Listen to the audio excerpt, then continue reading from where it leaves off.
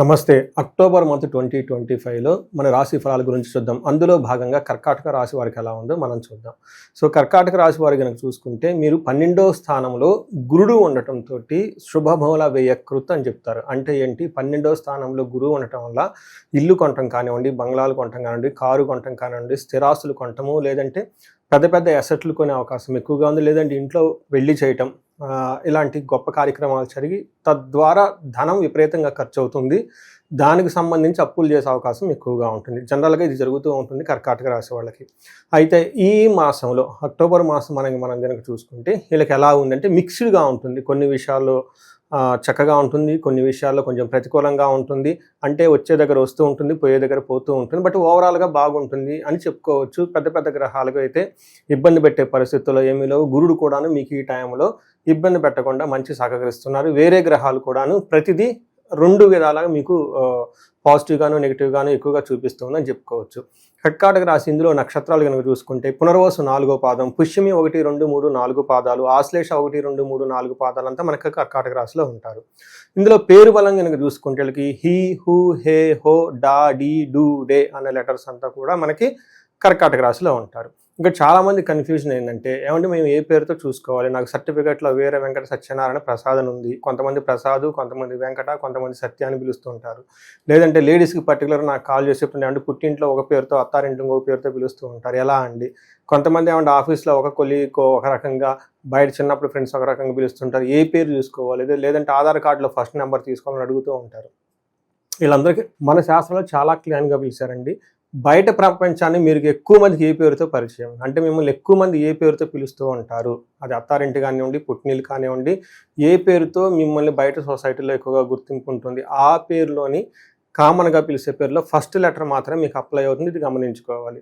So ఈ October month కనుక వస్తే ఇది చాలా శుభకరమైన మంత్.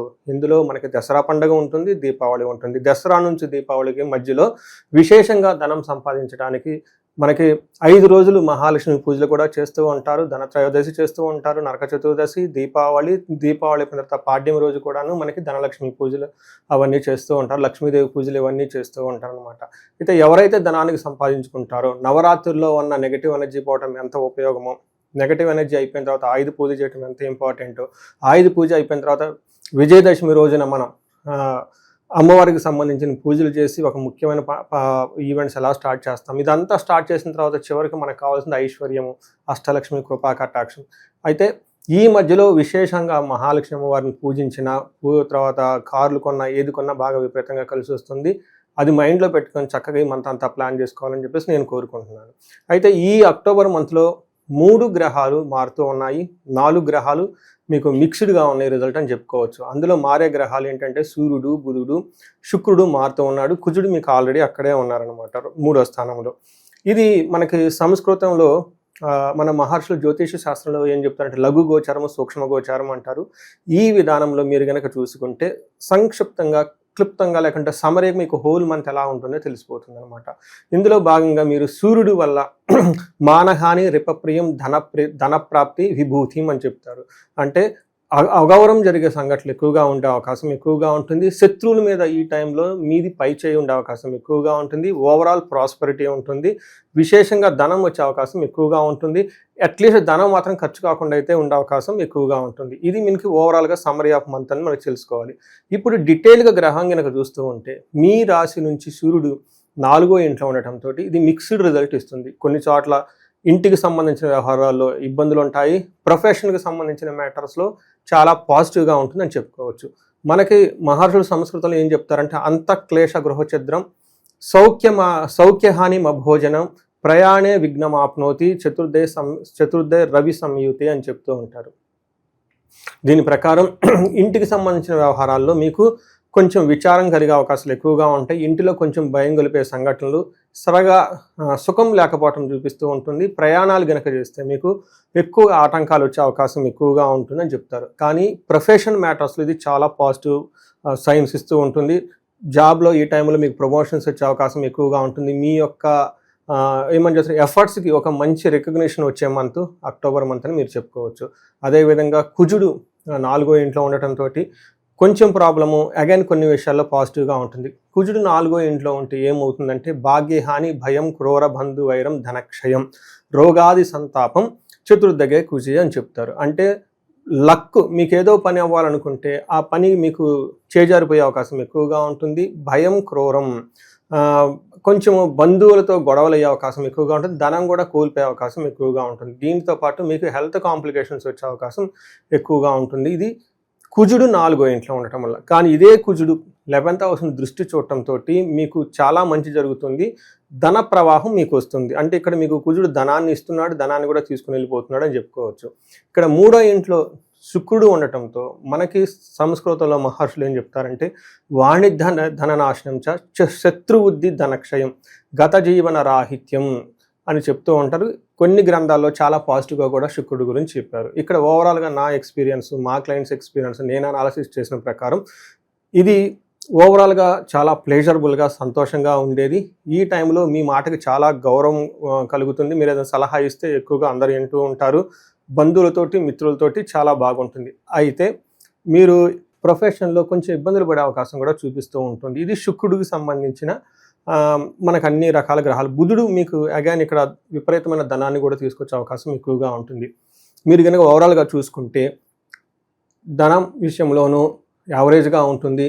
కొన్ని విషయాలు పర్టికులర్ ఇంటికి సంబంధించిన వ్యవహారాల్లో కొంచెం ఇబ్బందులు ఉంటాయి. బయట ప్రపంచానికి సంబంధించి, కెరీర్కి సంబంధించిన వ్యవహారాల్లో బాగుంటుంది. ఏదైనా కొత్తగా ప్రయత్నం చేస్తే ఆటంకాలు వచ్చే అవకాశం ఎక్కువగా ఉందని మీరు గమనించుకోవచ్చు. దీనితో పాటు మనకి అంగగోచారం అనే ఒక కాన్సెప్ట్ మహర్షులు ఇచ్చారు. ఇక్కడ నక్షత్రం వైజ్ కూడా డీటెయిల్డ్గా మనకు తెలుస్తుంది. సో ఈచ్ నక్షత్రానికి 4 గ్రహాలు ఎలాంటి రిజల్ట్ ఇస్తారో మనం చూద్దాం. ఇందులో పునర్వసు నక్షత్రం కనుక చూసుకుంటే వీళ్ళకి జయము ధనలాభము చూపిస్తూ ఉంటుంది. జయము ప్లస్ ధనలాభము చూపిస్తుంది. భయము, బంధనము అనేది మనకు చూపిస్తుంది. ఇది నెగిటివ్గా ఉంది. అంటే ఏదో ఒక సిచ్యువేషన్లో మీకు భయం గొలిపే సిచ్యువేషన్స్ ఉంటుంది. బంధించబడినటువంటి పరిస్థితి కూడా మీ చుట్టూ ఉంటుంది. నెక్స్ట్ పుష్యమి నక్షత్రం చూసుకుంటే వీళ్ళకి అగైన్ జయప్రదంగా ఉంటుంది. ఏ పని చేసినా అనుకున్నట్లు చక్కగా అవుతుంది. ధన ప్రవాహం కూడా ఉంది. కానీ వీళ్ళకి బంధనము, కలహము, ఏదో ఒక విషయంలో గొడవలయ్యే అవకాశం ఎక్కువగా ఉంటుంది. అది కూడాను ఆస్తుపాస్తుల గురించి, అన్నదమ్ముల మధ్య ఎక్కువ గొడవలయ్యే అవకాశం ఎక్కువగా ఉంటుంది. రియల్ ఎస్టేట్లో ఉన్న వాళ్ళు కూడా కొంచెం టఫ్ అయిన సిచ్యువేషన్స్ వచ్చే అవకాశం ఎక్కువగా ఉంటుంది. ప్లస్ బంధించబడినట్లుండే పరిస్థితి ఎక్కువగా ఉంటుంది. ఇక్కడ బంధించబడినట్లు అంటే ప్రాపర్గా క్లారిటీ ఉండదు ఫ్యూచర్ గురించి, అన్సర్టనిటీ ఉంటుంది. అంటే ఈ మనం ఉన్న పొజిషన్ నుంచి కంటిన్యూ అయితే బాగుంటుందా, వెళ్తే బాగుంటుందా. చాలామంది నాకు ఎన్ఆర్ఎల్ ఫోన్ చేస్తుంటారు యూఎస్ నుంచి, మాకు వీసా ఇంకా ఎక్స్పైర్ అయిపోతుంది, అసలు ఇండియాలో ఉందామా, లేదంటే ఇండియాకి వెళ్ళిపోదా, లేదంటే యూఎస్లో ఉందామా. ఇలా ఎక్కువగా డైలమాలో ఎక్కువ ఉండేవాళ్ళు. లేదంటే ఎంఎస్ మీకు యూఎస్కి వెళ్ళిపోయామండి, అక్కడ నుంచి జాబ్ రాలేదంటే ఇంకా ఇబ్బందులు పడుతున్నామని. ఇలా ఒక డైలమాలో సిచ్యువేషన్స్ ఉండే అవకాశం చాలామందికి ఎక్కువ ఉంటుంది. దీన్ని బంధనము అంటారు. అలానే ఆశ్లేష నక్షత్రం వాళ్ళకి వీళ్ళకి ఐశ్వర్యపదంగా ఉంటుంది, జయప్రదంగా ఉంటుంది, మృష్టాన్నం ఉంటుంది, ధనలాభం ఉంది. అయితే వీళ్ళకి కలహము, బంధనము మాత్రం చూపిస్తూ ఉంటుంది. వీటికి చక్కటి పరిష్కారాలు చేసుకుంటే చాలా బాగుంటుంది. వీటితో పాటు పునర్వసు వాళ్ళకి స్త్రీ నాశనం, స్త్రీలైతే పురుష నాశనం అని చూపిస్తుంటారు. అంటే మీకు బాగా సంబంధించిన వాళ్ళు ఏదైనా ఉంటే వాళ్ళకి ప్రాబ్లం అయ్యి వాళ్ళు సరిగా పని చేయకపోవడంతో ఆ యొక్క ఈ ప్రెషర్ మీ మీద పడే అవకాశం ఎక్కువగా ఉంటుంది. పుష్యమి నక్షత్రం వాళ్ళకి అగైన్ బుద్ధి నాశనం అని చెప్తారు. అంటే రాంగ్ డెసిషన్ తీసుకునే అవకాశం ఎక్కువగా ఉంది పుష్యమి నక్షత్రం వాళ్ళు. అంటే ఇంపల్సివ్ బయింగ్ కానీ, అనవసరమైనదాన్ని కొనటం కానీ ఇవన్నీ జరిగే అవకాశం ఎక్కువగా ఉంది. లేదంటే రాంగ్ కమ్యూనికేషన్ చేయటం, రాంగ్గా డబ్బులు ఇవ్వటము, రాంగ్గా ట్రాన్సాక్షన్ చేసే అవకాశం ఎక్కువగా ఉంటుంది. ఆశ్లేష నక్షత్రం వాళ్ళకి అగైన్ బుధుడు వీళ్ళకి బుద్ధి నాశనం, స్త్రీ నాశనం అని చెప్తూ ఉంటారు. అంటే ఇక్కడ మీరు క్యాలిక్యులేషన్ చేయడంలో కానివ్వండి, ఇంటెలిజెంట్గా ఉండాల్సిన పనిలో ఎక్కడో మీకు రాంగ్ ఇన్ఫర్మేషన్ పట్టుకొని తద్వారా మీరు ముందుకెళ్ళిపోతారు. తర్వాత మళ్ళీ రిగ్రీట్ అయ్యే అవకాశం ఎక్కువగా ఉంటుంది. ఇది చిన్న మిస్టేకులు చేయకుండా జాగ్రత్తగా ఉంటే చక్కగా ఉంటుంది. సో పరిహారాలు కానీ మీరు చూసుకుంటే ఈ రాశి వాళ్ళు ధనానికి ఎక్కువగా ఇబ్బంది పడుతూ ఉన్నారు, లేదా ధనం విపరీతంగా ఖర్చు అవుతూ ఉంటుంది. ఈ టైంలో మీరు కుబేర పాశుపత అభిషేకం చేయించుకుంటే సూపర్గా పనిచేస్తుంది. దీంతోపాటు మహాలక్ష్మి విశేష హోమం చేయించుకుని ఇంకా చక్కగా పనిచేస్తుంది. పర్లేదండి, మేము మల్టీ సోర్సెస్ ఆఫ్ ఇన్కమ్ కావాలి, ఒక చోటే మాకు ఇన్కమ్ వస్తుంది, ఇంకా బిజినెస్లో ఇలా మల్టీ సోర్సెస్ ఆఫ్ ఇన్కమ్ కావాలంటే స్వర్ణలక్ష్మి విశేష హోమం చేస్తే ఇంకా చాలా బాగుంటుంది. వీటితో పాటు మీ చుట్టూ ఎవరైనా గనక మిమ్మల్ని ఇబ్బంది పెట్టేవాళ్ళు, శత్రువులుగా ఉండేవాళ్ళు, ప్రాబ్లమ్స్ క్రియేట్ చేసేవాళ్ళు, డైవర్స్ల విషయాల గురించి మధ్యలో ఆగిపోతున్న వాళ్ళు, వీటికి సంబంధించిన చాలా రకాల పరిష్కారాలు ఉన్నాయి. చండీ హోమం చేయించుకోవడం అత్యంత ఉత్తమంగా పనిచేస్తుంది. మన్యు పాశుపత అభిషేకం, ఇలా మీకు కావాల్సిన ఎలాంటి సమస్య ఉన్నా కానీ ఒకసారి జాతకాన్ని చూపించుకొని అందులో ఇండివిజువల్గా ఇంకా ప్రాబ్లమ్స్ ఎందుకు ఉన్నాయో గమనించుకొని తద్వారా పరిష్కారాలు చేసుకుంటే మీ లైఫ్ 10 అంతలు ఇంకా ముందుకెళ్ళే అవకాశం ఎక్కువగా ఉంటుంది. వీటితో పాటు ముఖ్యంగా గమనించుకోవాల్సింది, మీకు బుధుడు వల్ల కన్ఫ్యూజన్ ఉంటుంది, బంధించబడినటువంటి పరిస్థితి ఉంటుంది. కాబట్టి విష్ణు ఆలయాలు తప్పకుండా మీరు సందర్శించండి, చాలా బాగుంటుంది. వీటితో పాటు మీకు హైదరాబాద్లో ఎవరైనా కనుక ఉంటే ఇక్కడ పెంజర్లానా ఉంటుంది, హైదరాబాద్ నుంచి 35 కిలోమీటర్ల దూరంలో బెంగళూరు నేషనల్ హైవేలో ఉంటుంది.